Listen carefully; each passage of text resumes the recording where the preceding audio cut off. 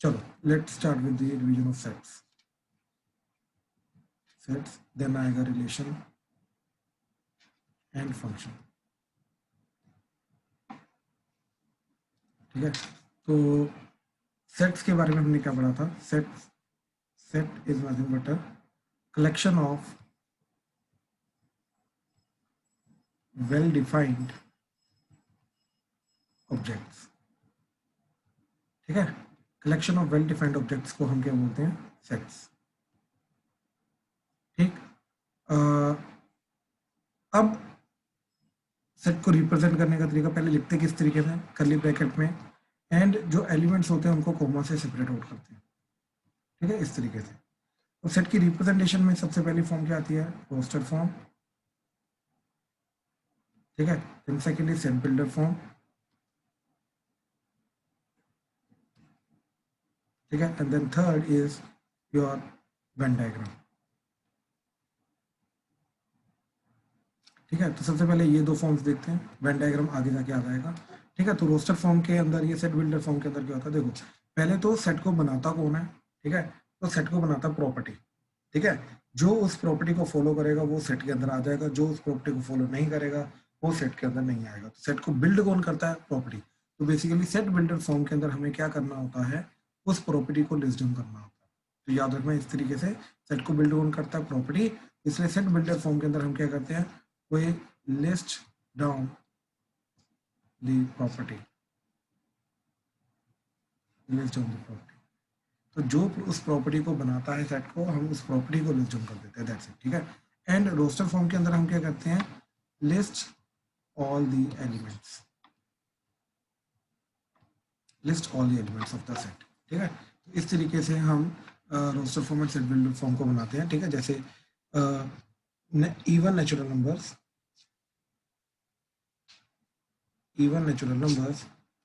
till less than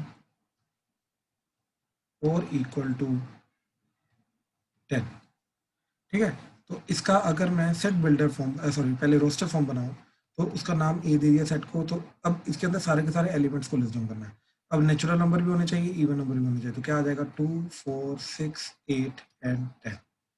ठीक है, अब इसी का अगर मैं सेट बिल्डर फॉर्म बनाऊं तो उसके अंदर एक्स से रिप्रेजेंट करते हैं। सबसे पहले एक्स के रिप्रेजेंट कर रहा है, इस सेट के अंदर आने वाले हर एक एलिमेंट को हम एक्स से रिप्रेजेंट कर रहे हैं, वेरिएबल से। ठीक है, सच दैट, ये डबल कॉलन का मतलब होता है सच दैट एक्स जो है सबसे पहले नेचुरल नंबर होना चाहिए, तो that belongs to natural number. ठीक, देन एक्स जो है इवन नंबर भी होना चाहिए, x belongs to to sorry x belongs to x is equal to 2 के ले लो।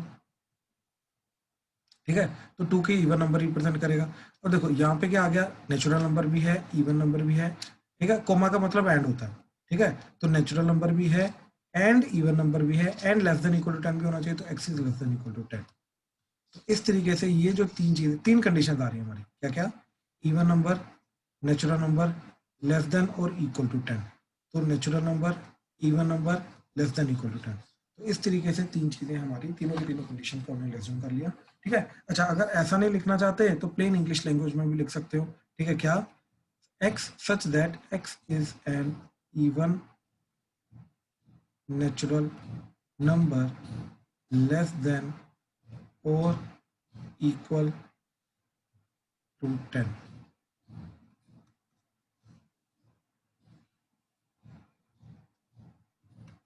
ठीक है, लेस देन और इक्वल टू 10। तो इस तरीके से तुम सेट को लिख सकते हैं। ठीक है, बट प्रेफरेबल फॉर्म हमारी ये रहती है। ठीक है, चलो इसके बाद आता है कार्डिनलिटी ऑफ सेट्स। तो कार्डिनलिटी ऑफ सेट को लिखते हैं इस तरीके से, तो एन ऑफ ए।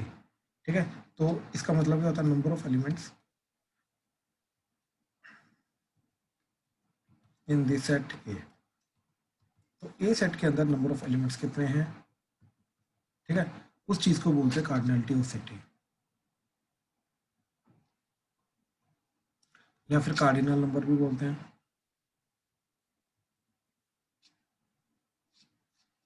ठीक है, तो जैसे ये अब ये वाला सेट था, तो इसका कार्डिनलिटी ऑफ ए क्या बन जाएगा? 5।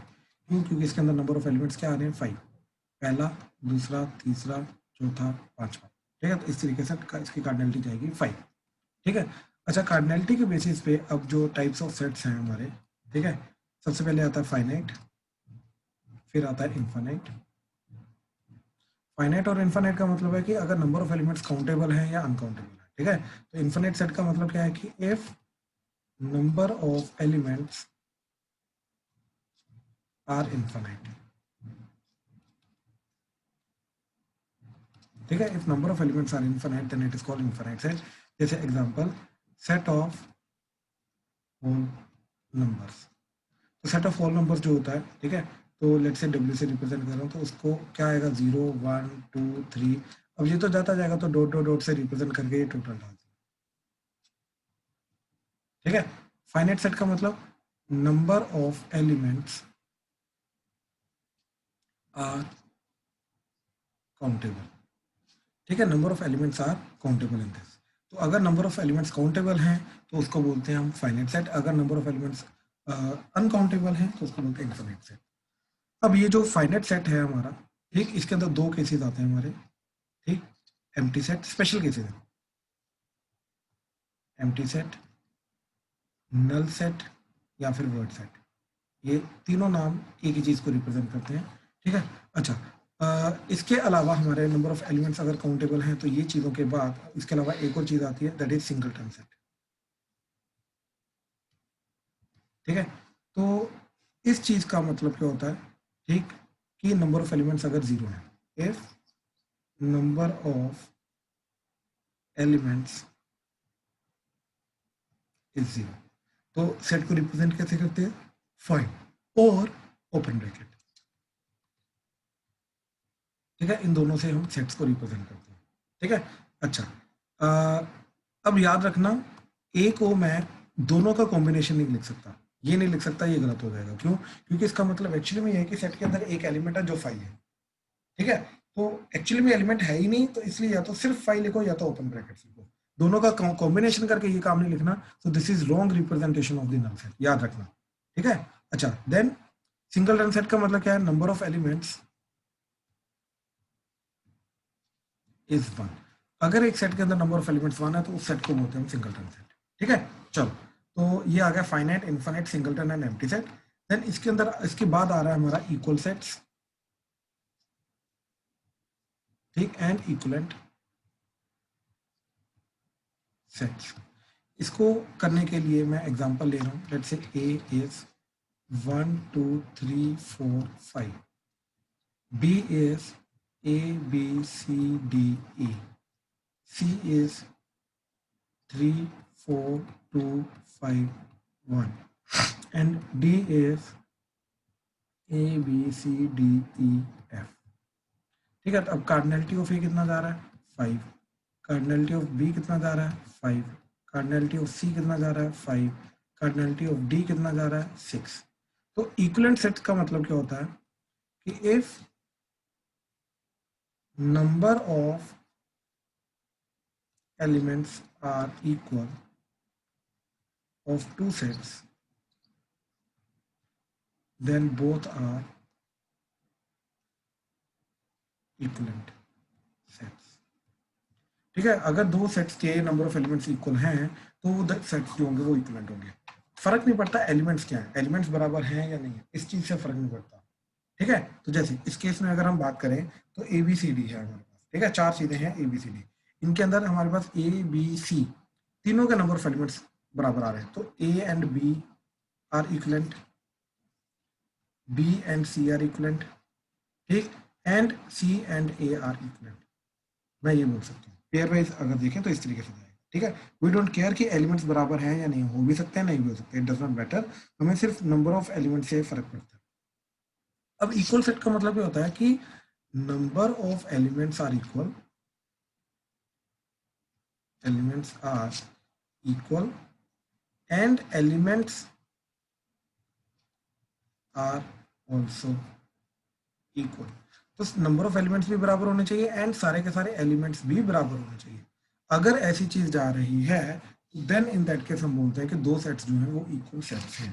ठीक है, तो इन दैट केस हम क्या बोलते हैं कि जो दो सेट्स की हम बात करें वो इक्वल सेट्स हैं। अब एलिमेंट्स भी बराबर होने चाहिए, तो जैसे ए एंड बी जो आ रहा है एलिमेंट्स बराबर नहीं है, नंबर ऑफ एलिमेंट्स इक्वल है, तो इक्वल सेट्स में इक्वलेंट सेट्स है। ठीक है, बी एंड सी की बात की जाए तो अगेन एलिमेंट्स बराबर नहीं है, नंबर ऑफ एलिमेंट्स बराबर, तो इक्वल सेट्स है, नहीं है, इक्वलेंट सेट्स है। ए एंड सी की बात की जाए तो देखो 1 1 2 2 3 3 4 4 5 5, तो नंबर ऑफ एलिमेंट्स भी इक्वल है, एलिमेंट्स भी बराबर है, तो इसलिए A and C are equivalent sets. तो सिर्फ A and C are equal sets हैं। अच्छा, जो इक्वल सेट्स होंगे वो इक्वलेंट तो होंगे होंगे क्यों? क्योंकि उनके अंदर नंबर ऑफ एलिमेंट्स तो बराबर आ ही रहे। ठीक है, तो इस तरीके से ये चीज याद रखना। ठीक है, अच्छा, देन नेक्स्ट इज ऑपरेशंस। इसके अंदर सबसे पहले हम बोलेंगे सबसेट। ठीक है, तो सबसेट का मतलब क्या है कि अगर एक पर्टिकुलर एलिमेंट है ए, ठीक है, ध्यान रखना इस चीज को, अगर एक पर्टिकुलर एलिमेंट है ए,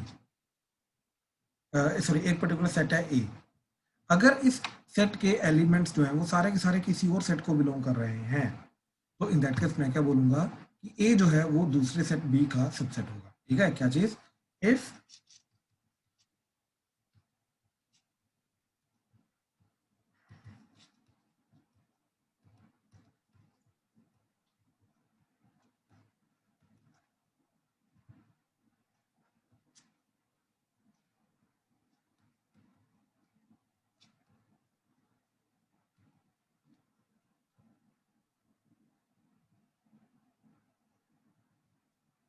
हाँ जी, if all the elements of set A belongs to set B, then A is the subset of B।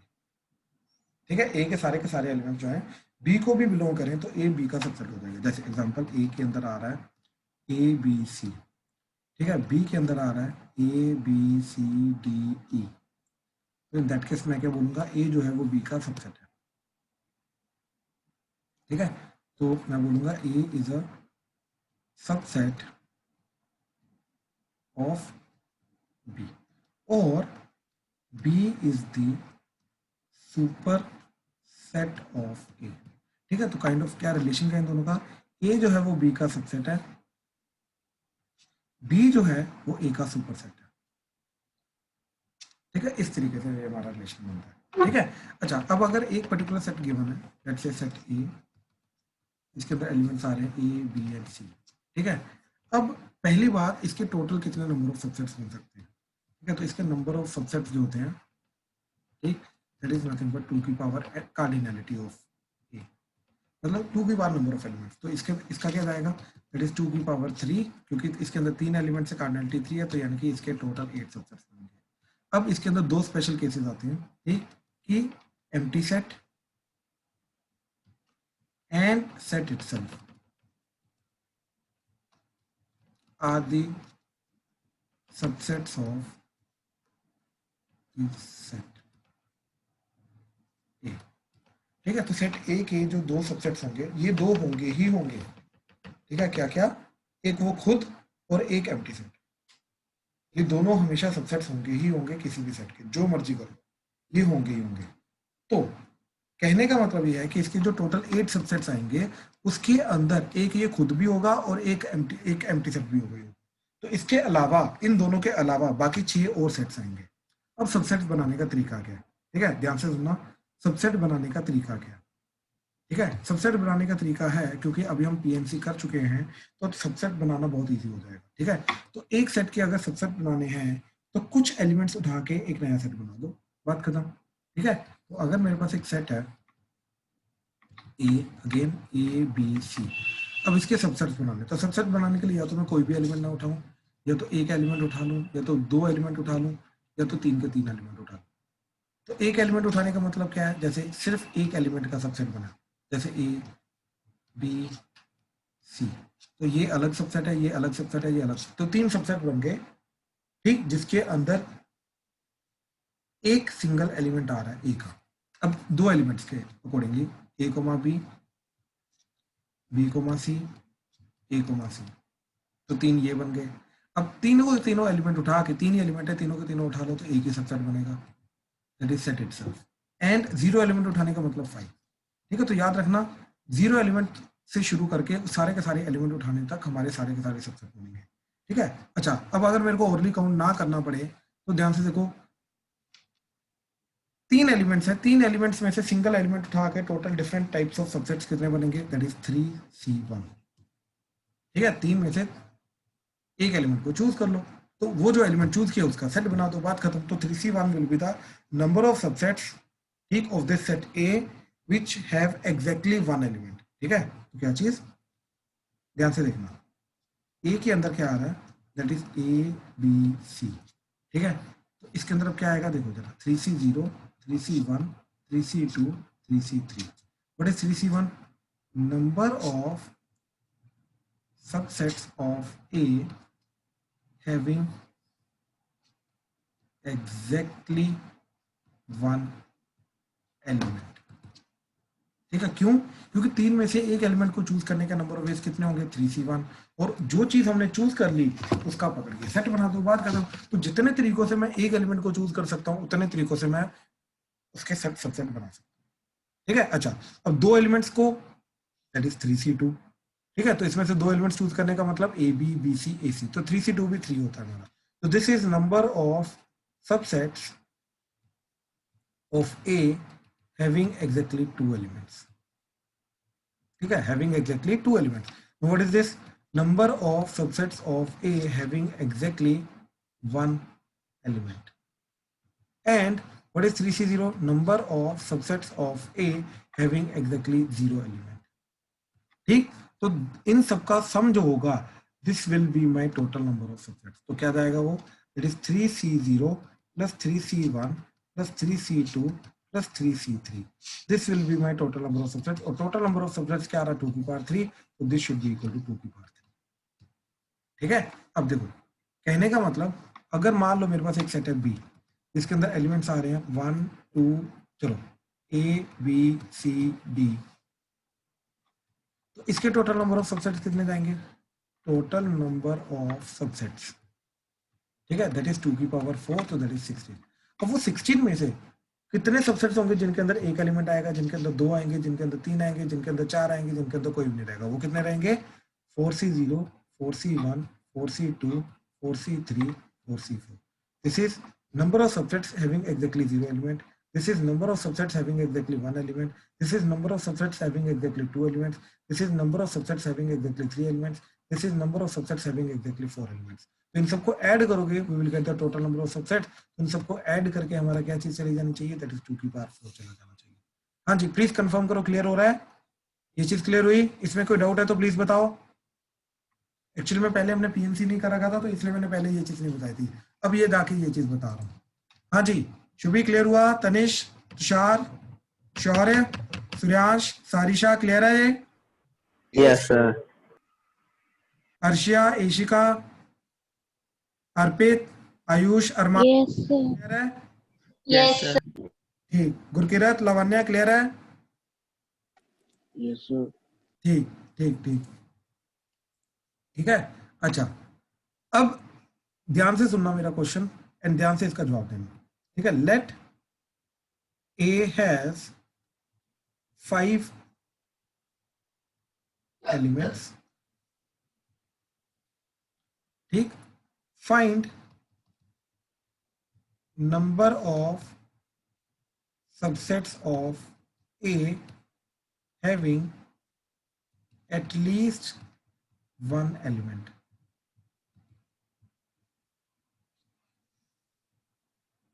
ये फर्स्ट पार्ट है। Second, having at least 2 elements। ठीक है, तो एक सेट है A जिसके अंदर टोटल 5 एलिमेंट्स हैं। ठीक है, तो उसके नंबर ऑफ सबसेट्स ढूंढने हैं, ठीक, जिसके अंदर कम से कम एक एलिमेंट होगा ही होगा, या फिर सेकंड पार्ट कम से कम 2 एलिमेंट्स होंगे। ठीक है, सोचो करो ध्यान से। हाँ जी, तो ध्यान से देखो जरा। ठीक है, तो पहली बात तो टोटल नंबर ऑफ सबसेट्स जो जाएंगे इसके, वो जाएंगे तुम्हारे 2 की power 5, that is 32। Now total number of subsets that would be equal to 5C0 plus 5C1 plus 5C2 plus 5C3 plus 5C4, plus 5C5। ठीक है, अब एटलीस्ट वन एलिमेंट का मतलब क्या है कि कम से कम एक एलिमेंट होना चाहिए। तो क्या होने चाहिए, या तो एक होता है, या तो दो, या तो तीन, या तो चार, या तो पांच। तो बेसिकली हमें ये काउंट करना है। इसको काउंट करने के बजाय मैं ये चीज इससे माइनस कर दूं, राइट। तो क्या चीज चली जाएगी, तो फर्स्ट पार्ट का आंसर चला जाएगा मेरा, दैट इज 2 की पावर 5 माइनस 5C0 की वैल्यू होती है 1, तो that is nothing but 32 minus 1, तो दैट इज 31। तो फर्स्ट पार्ट का आंसर आ रहा है 31। हाँ जी, किसी को कोई डाउट तो नहीं इसमें? किसी को डाउट है तो प्लीज बताइए।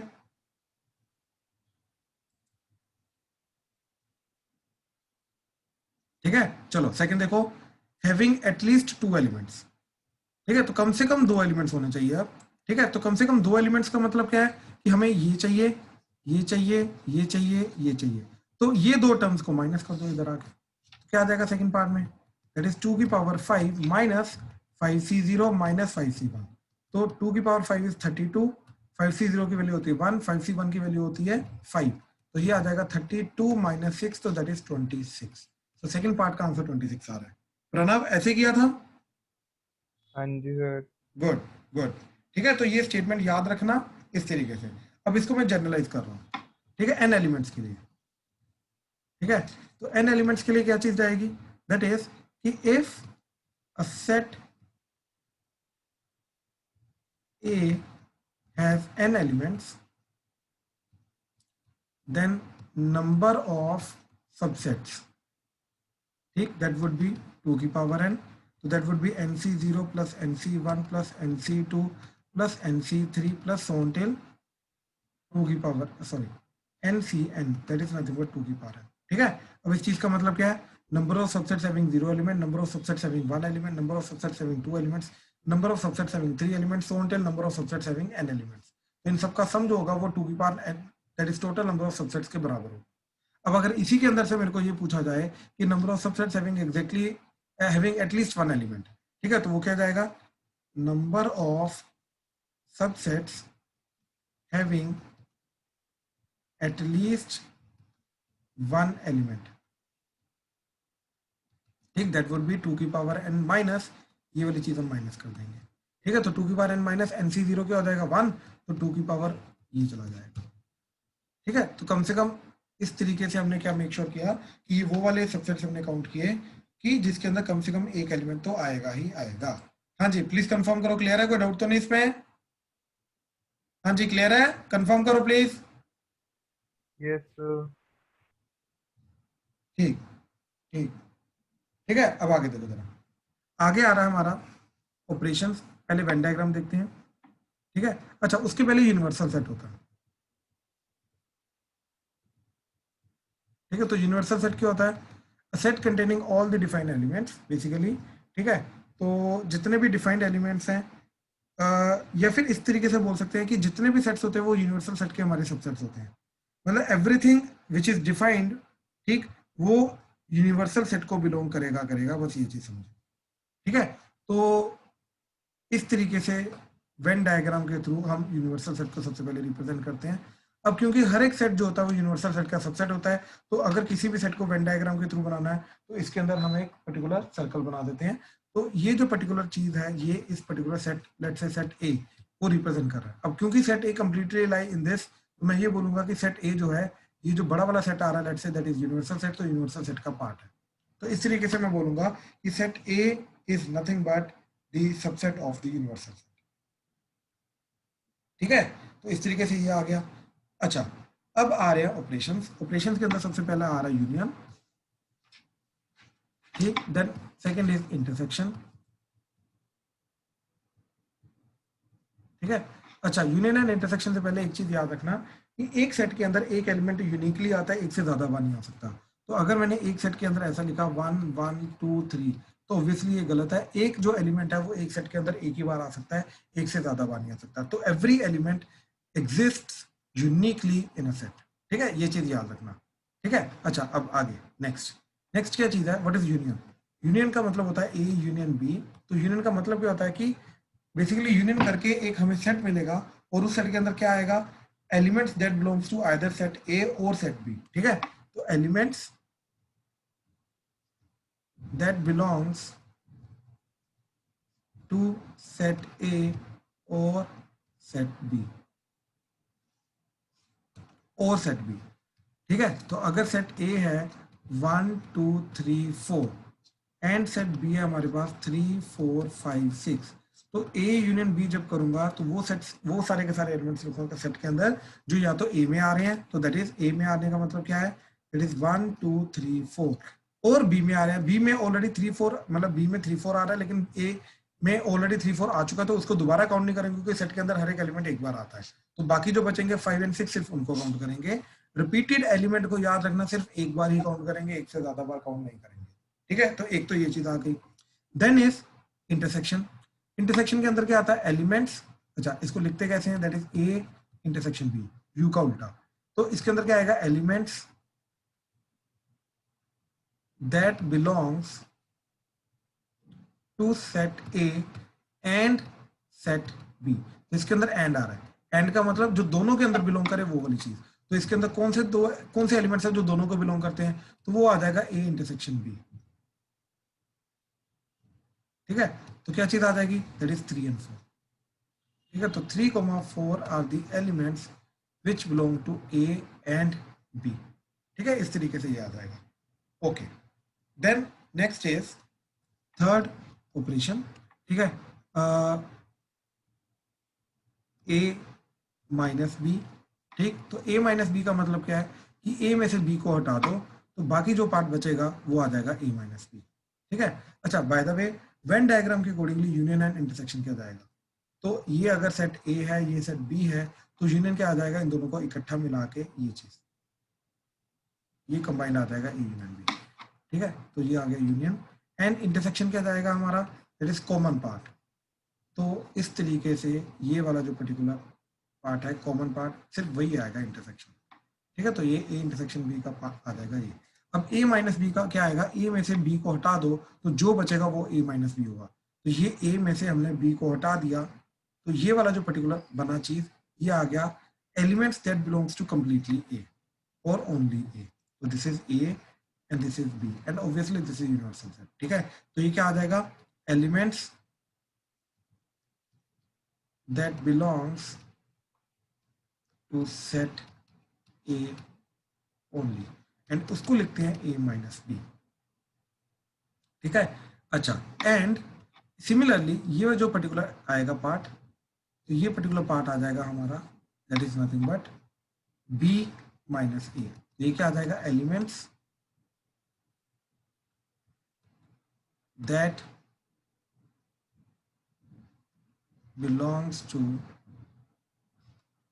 set B only। ठीक है, वो आ जाएगा B माइनस ए। एंड ऐसे ही इन दोनों का जो यूनियन होता है वो क्या होता है, difference of this, sorry symmetric difference.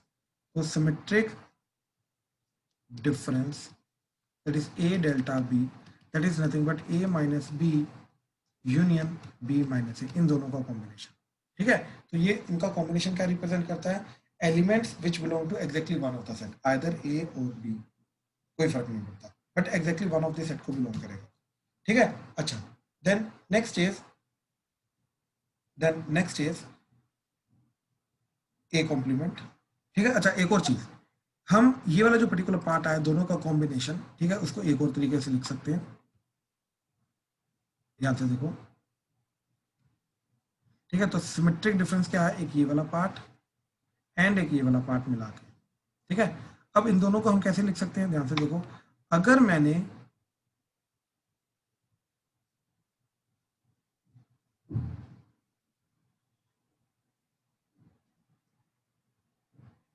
ये जो ए यूनियन बी आ रहा है, ठीक है, ए यूनियन बी में से, ठीक, ए यूनियन बी में से अगर मैंने ये अंदर वाला इंटरसेक्शन हटा दिया, राइट, ए इंटरसेक्शन बी हटा दिया, तो क्या बचेगा, this and this which is nothing but symmetric difference.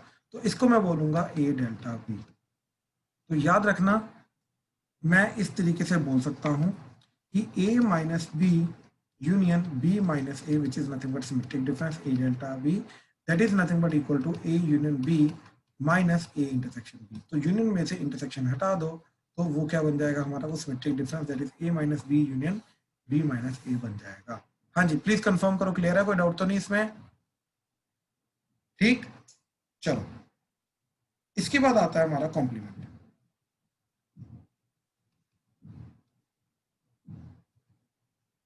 Complement of a set. ठीक है, तो कॉम्प्लीमेंट ऑफ अ सेट का मतलब क्या होता है? ठीक है, कि उस सेट को छोड़ के बाकी सारा कुछ। ठीक, तो देखो अगर ये सेट ए है तो ए का कॉम्प्लीमेंट क्या होगा? ये सारा का सारा। ए को छोड़ के बाकी जो चीज बची, ये सारे के सारी जो चीज है ये जाएगा ए कॉम्प्लीमेंट। ठीक है, तो ये चीज आ गई। अच्छा, अब इसके बाद आ रहा है हमारा कि यहाँ पर जो हमने सिमेट्रिक ये निकाला है डिफरेंस ऑफ द सेट्स, तो कॉम्प्लीमेंट के तरीके से उसको एक और तरीके से लिख सकते हैं। क्या चीज?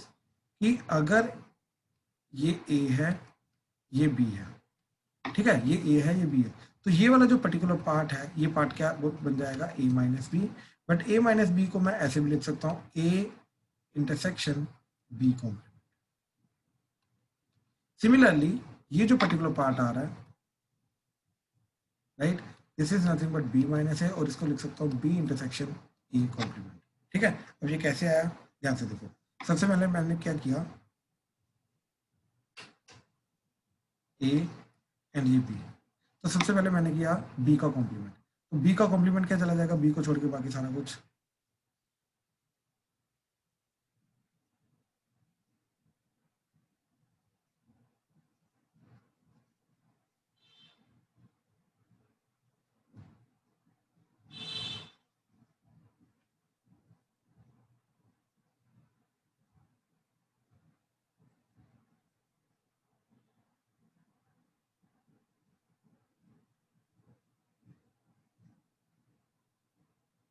ठीक है, ये बी को छोड़ के सारा कुछ, ये आ गया बी कॉम्प्लीमेंट।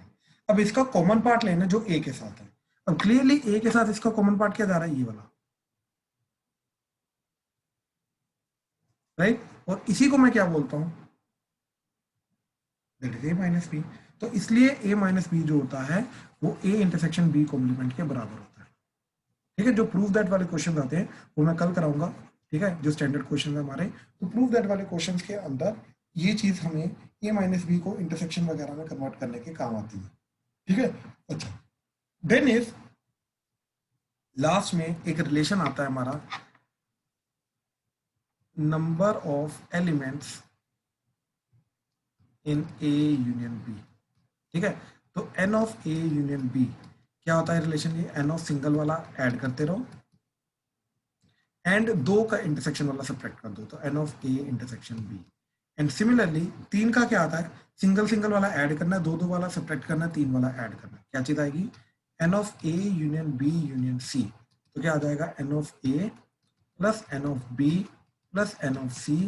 अब दो दो पकड़ो, उनको सब्ट्रैक्ट कर दो, that is n of A intersection B minus n of B intersection C minus n of A intersection C, plus तीन तीन वालों को ऐड कर दो, तो plus n of A intersection B intersection C. तो इस तरीके से ये तीन तीन का बन जाएगा। तो सिंगल सिंगल वालों को ऐड करना, दो दो वालों को सब्ट्रैक्ट करना, तीन वालों को ऐड। ठीक है, तो ये दो स्टैंडर्ड फॉर्मूला चले गए। बट इसके अंदर जितने भी क्वेश्चन आते हैं उनके अंदर हमें इंडिविजुअल पार्ट के अंदर फॉर्मूला बनाना पड़ता है। फॉर्मूला के बिना अगर हमने उस पार्ट को करने की कोशिश की तो डायरेक्टली गलत कर दिया जाए, ये चीज याद रखना। ठीक है, तो ये सारी की सारी जो थ्योरी अभी मैंने बताई है, ये सारी की सारी तुम्हारी सेट थ्योरी की थ्योरी है। ठीक है, सेट पार्ट की ये थ्योरी थी। ठीक है, इसके बाद इसके अंदर पार्ट क्या आता है? एक आता है प्रूफ दैट वाले क्वेश्चंस एंड देन आता है रिलेशन एंड फंक्शन। ये दोनों के दोनों पार्ट्स जो है ये हम कल करेंगे। आज का जो होमवर्क है आपका वो सेट थ्योरी के रिलेटेड रहेगा। ठीक है, चलो यहीं पे लेक्चर खत्म करते हैं। ठीक है, done done. Thank you sir. Excuse me sir. Welcome. हाँ जी अरमान सर मुझे सिमेट्रिक डिफरेंस के बाद दोबारा बता दो। भाई, सिमेट्रिक डिफरेंस के बाद हमने क्या किया? ये सिमेट्रिक डिफरेंस था। तो सिमेट्रिक डिफरेंस को हमने पहले तो ये बोला कि यूनियन में से अगर इंटरसेक्शन को हटाओगे तब भी ये दो पार्ट्स बचेंगे। तो यानी कि यूनियन में से ए माइनस यूनियन में से ए इंटरसेक्शन बी हटा दोगे तो वो भी सिमेट्रिक डिफरेंस होता है। तो that is why A minus B union B minus A को हम ए यूनियन बी में से ए माइनस बी इंटरसेक्शन हटा के तब भी लिख सकते हैं। बात समझे? ठीक है अरमान? हाँ जी सर। ठीक है, उसके बाद हमने बोला कॉम्प्लीमेंट ऑफ सेट। तो कॉम्प्लीमेंट ऑफ सेट क्या होता है? जिस सेट का कॉम्प्लीमेंट करो उसको छोड़ के बाकी सारा कुछ, तो ये आ जाएगा बाकी सारा कुछ। ठीक है, फिर हमने ये चीज बोली कि जो डिफरेंस ऑफ सेट्स होता था ए माइनस बी, उसको मैं ए इंटरसेक्शन बी कॉम्प्लीमेंट भी लिख सकता हूँ। ठीक है, कैसे?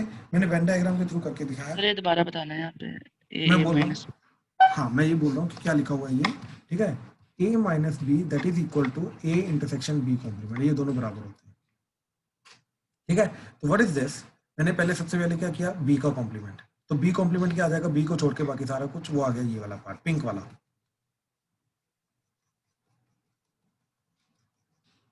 ठीक है, ये सारा का सारा पार्ट आ रहा है बी कॉम्प्लीमेंट, समझे। हाँ जी सर। अब इसका ए के साथ इंटरसेक्शन करना है, तो ए के साथ कॉमन पार्ट करना है, वो क्या आ रहा है, वो ऑब्वियसली ये वाला पार्ट आ रहा है, और ये वाला पार्ट हमारा ए माइनस बी होता है, तो that is why A minus B is equal to A intersection B complement. जो प्रूव दैट वाले क्वेश्चन होते हैं उनके अंदर ये स्टेटमेंट को हम डायरेक्टली यूज करते हैं, बात समझे। हाँ जी। ठीक, then is number of elements in A union B, तो उसका रिलेशन क्या होता था, number of elements in A union B is A n of A plus n of B minus n of A intersection B. ठीक है, and A union B union C is n of A plus n of B plus n of C minus n of A intersection B, दो दो वाला हम subtract करते हैं, तीन वाला फिर ऐड कर देते हैं, तो minus n of A intersection B minus n of B intersection C minus n of A intersection C plus n of A intersection B intersection C. तो ये रिलेशन था हमारा, बात समझे। हाँ जी सर, एक बार वो दोबारा बता दोगे कि वो n of A plus n of B minus n A intersection B कैसे आया। कैसे आया मैं वो बताता हूँ, देखो जरा। बेसिकली पता क्या होता है कि हमने बोला था कि हर एक सेट के अंदर हर एक एलिमेंट एक एक बार आता है ना। तो अब ये सोचो कि अगर ये ए है, ये बी है, ये ए है, ये बी है, ठीक है, तो n of A union B calculate करना है, तो वो आ जाएगा n of A plus n of B. सबसे पहले हमने किया तो इंडिविजुअल को ऐड कर दिया, तो इंडिविजुअल को जब मैंने ऐड किया तो इसके अंदर पता क्या हुआ भाई, कि जो एलिमेंट्स कॉमन आ रहे थे, ध्यान से देखो वहां पे डबल शेड आ गया, राइट, यानी कि ये वाले सारे के सारे एलिमेंट दो बार काउंट हो गए। लेकिन अब यूनियन के अंदर ये जो सेट आएगा, इसके अंदर तो हर एक एलिमेंट जो है वो एक एक बार आ रहा है, कॉमन वाला एलिमेंट भी एक बार ही आएगा। यानी कि इसके अंदर क्या किया हमने कि जो दो सेट्स लिए हमने, ठीक, जो दो सेट्स लिए ए एंड बी, उनके अंदर जब हमने उनका यूनियन किया, तो यूनियन करने के अंदर हमने जब इनको इंडिविजुअली ऐड किया, तो इसके अंदर भी और इसके अंदर दो बार हमने कॉमन एलिमेंट्स को काउंट कर लिया, बात समझा। हाँ जी सर। लेकिन उसको तो एक बार काउंट करना था, क्योंकि वो इस सेट में तो एक बार आ रहा है, इसलिए जो हमने दो बार काउंट किया उसको एक बार हटा दिया, फिर एन ऑफ ए इंटरसेक्शन भी एक बार हटा दिया, जिसको दो बार काउंट किया था, इसलिए आता। तो जो हमने ट्रिपल वाले थे उसमें भी ऐसे किया है ना। बिल्कुल सही, बिल्कुल सही, उसको दो दो का हटाया, लेकिन दो दो का हटाने के चक्कर में तीन वाला भी हट जाता, तो तीन वाला लास्ट में फिर ऐड कर देते। वैसे सर ये जेईई में आएगा, एनसीईआरटी सीबीएसई से कट गया ना क्या चीज, कॉम्प्लीमेंट।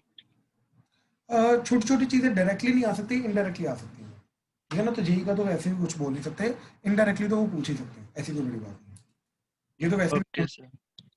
ठीक है, चलो डन।